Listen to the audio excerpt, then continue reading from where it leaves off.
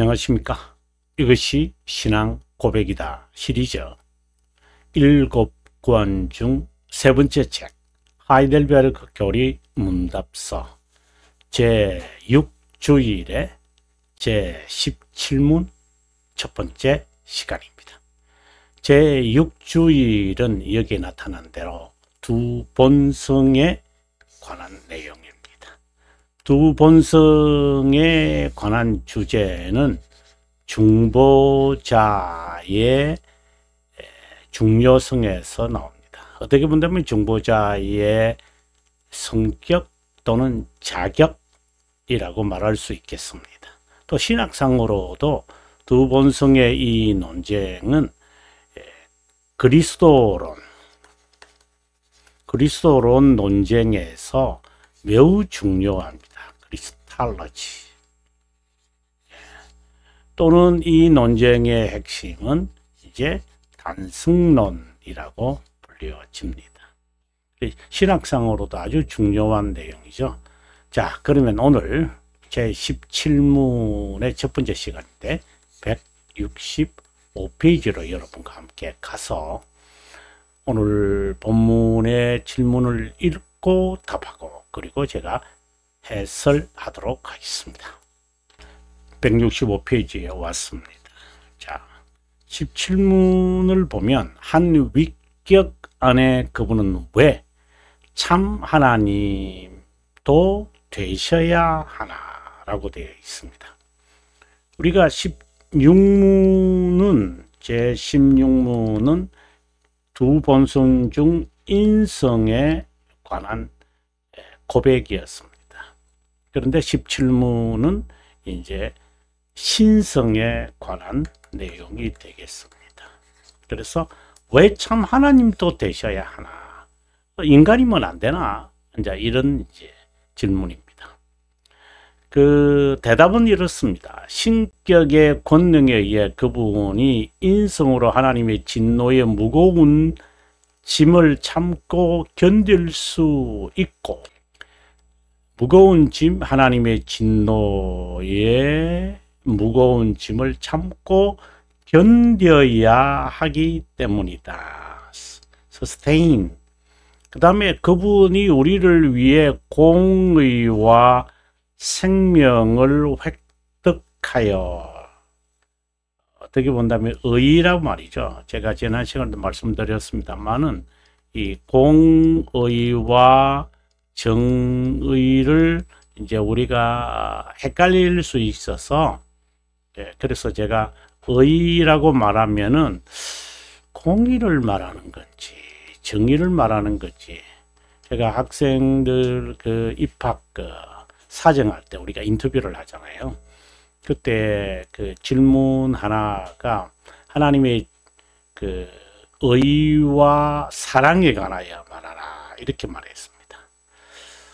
그때 그 질문을 아마 제시한 분이 공의와 의 그 사랑이라고 우리에게 질문을 했습니다. 근데 저는 이제 신학을 하는 사람으로서 공의와 사랑 어떻게 이게 대치가 되나, 정의와 사랑이 어떻게 대치될 수는 있겠죠.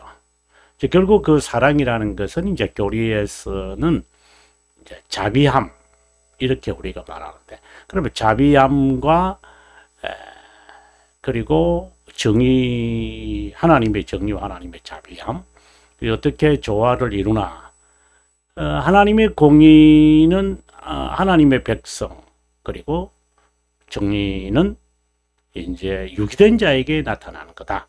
이제 이렇게 그 자비함은 이제 하나님의 백성, 이제 이렇게 답이 나오면 정답인데, 뭐 고등학교를 졸업하고 그리고 뭐 신대원을 졸업을 하더라도 좀 답하는 게 그렇게 쉽지 않은 것 같아요. 아무튼 공의와 생명을 획득하여 obtain이죠. 그것을 우리들에게 회복시킨다.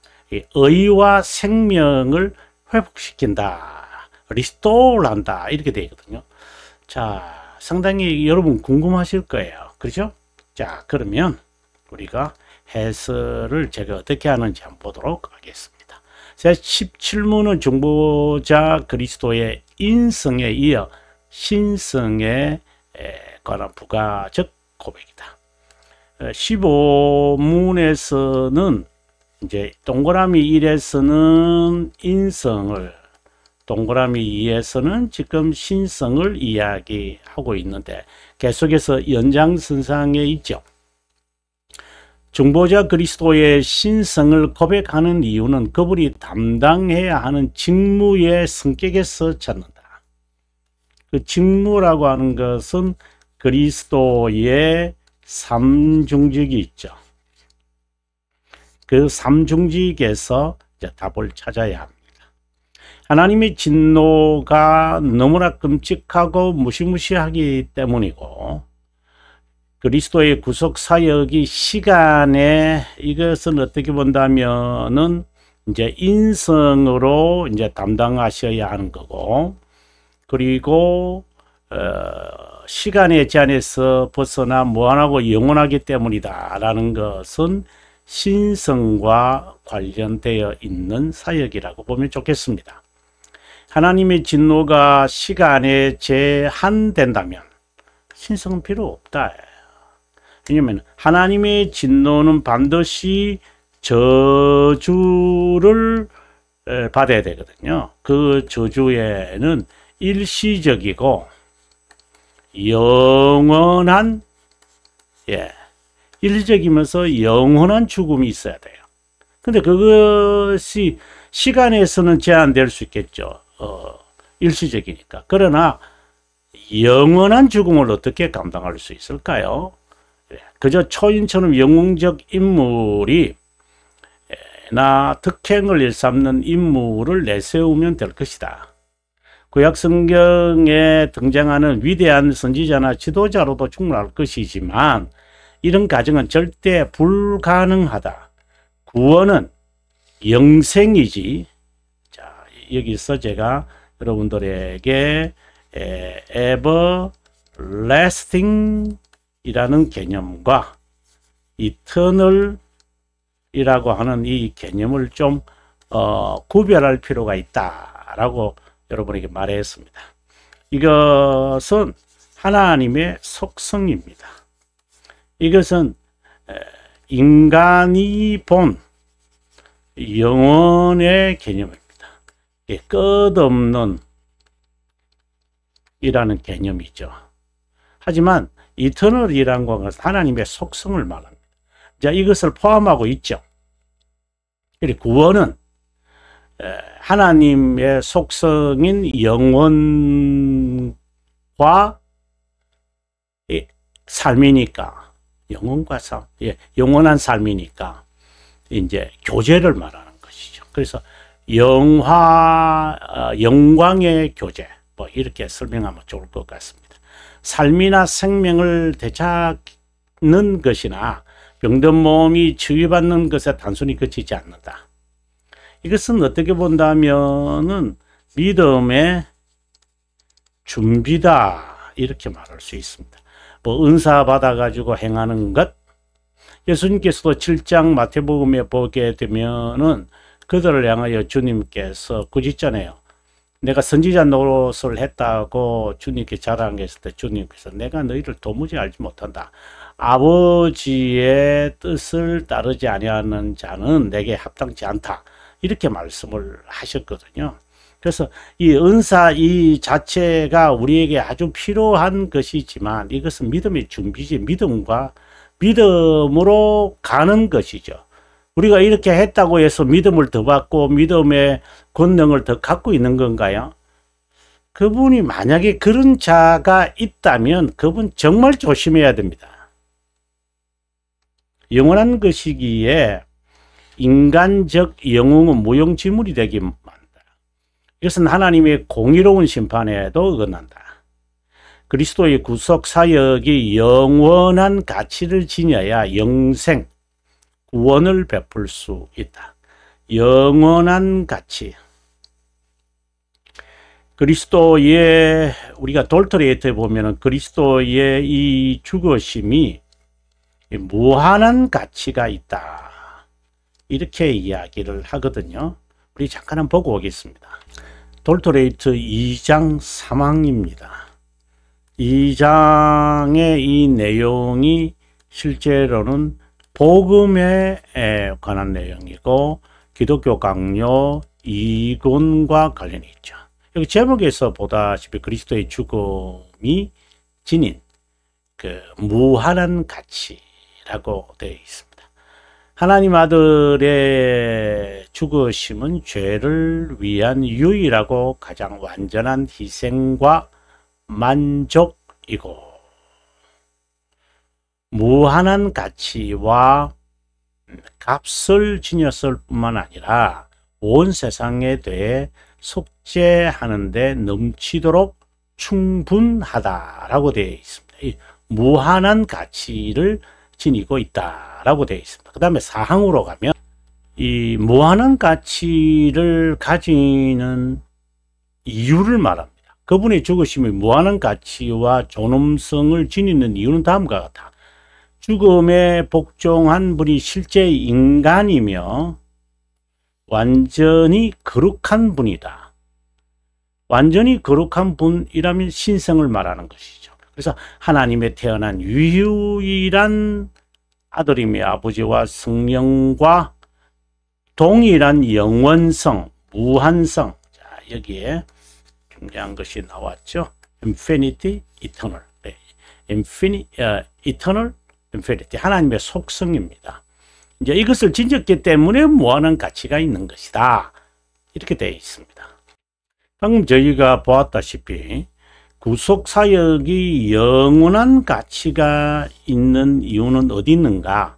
방금 우리가 돌토레이터 2장 4항에서 우리가 보았다시피 그분이 신성을 지녔기 때문이다.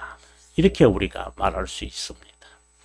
그리스도의 하나님의 정의는 그리스도의 죽으심으로 인해 만족되고 어떻게 본다면은 지난 시간에도 제가 강조하고 계속해서 강조하고 있는 12문의 이 내용 God will have his satisfaction 이렇게 말씀하거든요. 하나님께서 자신의 희생제물로 그러니까 his sacrifice satisfied 자신의 희생제물로 자신이 만족하시게 한다. 이 말씀인데 하나님의 정의가 인간이 할 수 없는 거죠. 하나님이 하실 수 있는 거예요. 그리스도의 구속, 즉 죽으시고 부활하지 않으면 죽으심만 있으면 안 되죠. 부활하셔야 돼요. 성령 하나님이 오시지 않는 것을 마치 릴레이 게임처럼 상상하면 안 된다. 만약에 릴레이 게임처럼 생각을 하면은 이것은 양태론자예요. 여러분, 양태론 이단이에요. 대체적으로 이렇게 설명하는 사람들이 나오면 세대주의예요. 이 세대주의자들과 양태론자들이 실제 의외로 여러분 그 교회 지도자죠. 일반 성도들은 어떻게 본다면은 이 삼위일체에 관한 정확한 개념을 가지기는 어렵죠. 네, 충분히 가르치지 않으면 어렵다는 겁니다. 몰라서 안 배워서 그런 것이지 몰라서 그런 것은 아닙니다. 근데 지도자들 가운데서 이 양태론자가 있습니다. 방금 말했던 것처럼 이걸 이제 문자 그대로 받아들이죠. 내가 가면 그가 오신다. 마치 릴레이 게임을 하는 것처럼 그렇지 않습니다. 너희가 잠깐 나를 알지 못하겠지만 잠시 후에 너희가 나를 볼 것이다. 이렇게 in little while 이렇게 영어에 되어 있거든요. 잠시 후에 너희가 나를 보지 못하겠으나 in a little while 아주 이 반복해서 주님께서 말씀을 하세요. 너희가 나를 잠시 후에 볼 것이다. 잠시 후에 오시는 분은 성령 하나님이시잖아요. 근데 본인이거든요. 진리의 성령이 오시면 내가 너희에게 했던 말을 기억나게 하리라. 진리의 성령이 누구세요? 예, 우리가 다른 위격이시죠. 삼위일체 가운데 다른 위격인데 바로 동등하심을 지금 이야기하고 바로 하나님이심을, 삼위일체이기 때문에, 삼위 동절이기 때문에 삼위 하나님이시라는 것을 지금 말하는 거잖아요. 레이겜으로 딱 타치하셔가지고 이제 성령의 시대다 이렇게 말하면 그건 오순절주의가 은사주의잖아요. 그래서 늘 창조에도 성령 하나님, 하나님 아들, 하나님 아버지 함께 계셨고, 구속사역에서도 함께 계셨고, 이제 그러면 또 이런 질문하죠. 그럼 내가 아버지여 내 영혼을 아버지께 부탁한다. 그럼 그건 뭐야? 그것은 하나님의 속성인 영원성을 인정하지 않는 자예요. 아무튼 뭐 이 부분을 제가 오늘 이렇게 강조하는 것은 아니지만, 하나님의 정의가 자신의 희생 제물을 드려서 자신이 만족한다. 이것도 이해하기 어려워요. 문자적으로 받아들이면. 그럼 문자적으로 받아들이기가 쉬우니까 이상한 신앙으로 가고 이제 사회를 위한 그리스도교로 전락시키고 말죠. 그 자연스러운 거예요, 그거는. 하나님의 사역을 떠올릴 때 항상 영원임을 알아야 한다.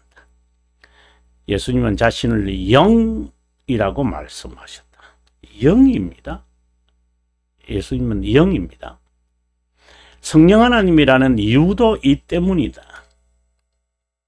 굳이 하나님의 구별함을 이해하려 한다면 삼위의 특유한 직무와 활동에 우리가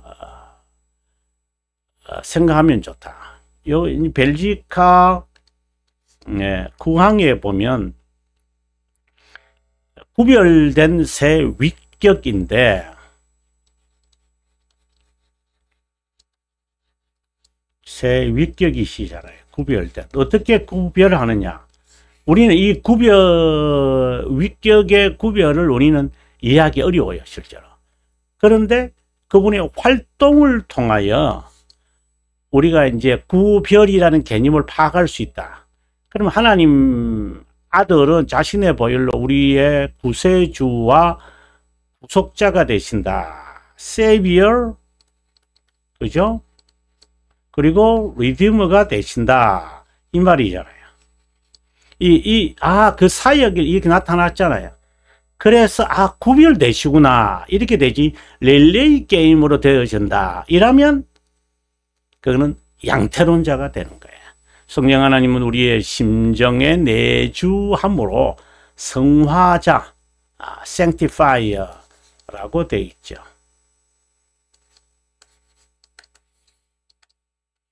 sanctifier. 그래서 성령 하나님은 오셔서 그리스도께서 획득한 의, 호의 또는 생명을 우리에게 베풀어 견인하게 한다. 이런 면에서 중보자 그리스도는 반드시 하나님이셔야 한다.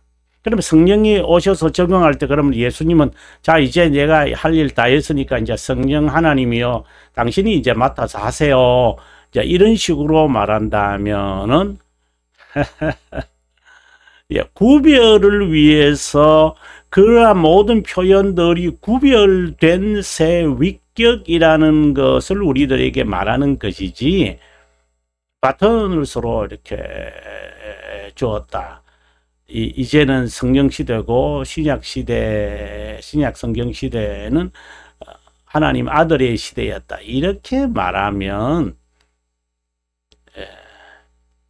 국어는 잘 하겠지만은 성경에 흐르는 맥락은 이해하지 못하고 있는 자입니다. 인간의 의로선 하나님 앞에 설 수 없고 그분의 의를 전가받아 그분 앞에 담대하게 설 수 있다. 다시 말하면 그리스도께서 죽으신 후 부활하셔서 성천하자. 성령 하나님께서 오신 것이라 가시적으로 착각하면 안 된다. 시간적이지 않고 논리적 설명이고 직무의 구별을 언급한 것이다. 구별된 새 위격이 있다라는 사실을 이렇게 말씀하시는 거예요.